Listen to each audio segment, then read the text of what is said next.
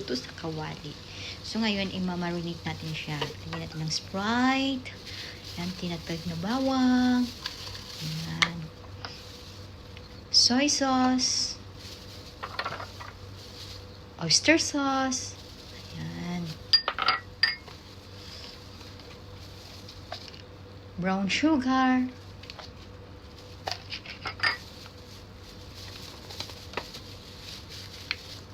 Ketchup. Paminta. Mas maraming paminta, mas masarap. Tsaka syempre, yung garlic powder. Ayan. Tsaka lemon juice. Ayan. So ngayon, halu-haluin natin. Tsaka i-marinate natin ng overnight.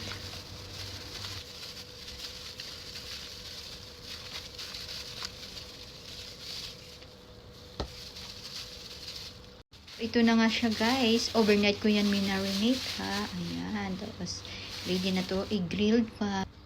So para maiba naman, i-grilled pan ko siya muna bago ko siya iluto sa kawali. Para maiba naman yung luto niya.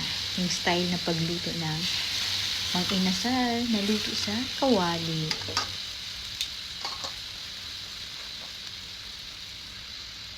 After 5 minutes, baliktarin na naman natin guys.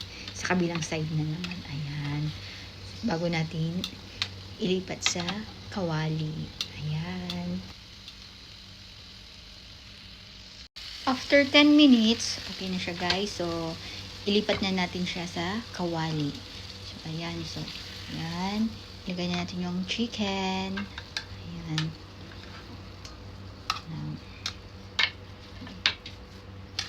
After natin ilagay ang chicken, i-boost na natin yung ating marinated sauce. Ayan. So, hayaan lang natin siya kumulo. Ayan. Takpan muna natin, tsaka hayaan lang natin kumulo.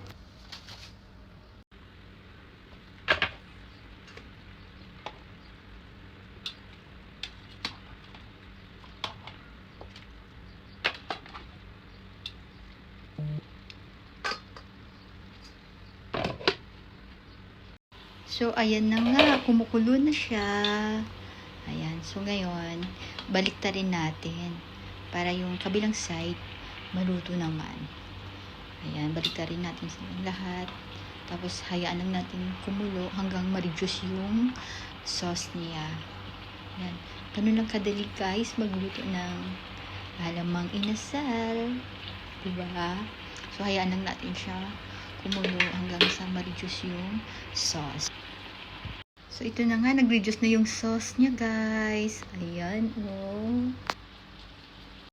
So, ito na nga siya, guys. Lutong-luto na ang aking alamang inasal. Ayan siya, guys, oh. Napakadali lang siyang lutuin. Meron ka ng masarap na ulam. Ayan. Ready to serve na to, guys.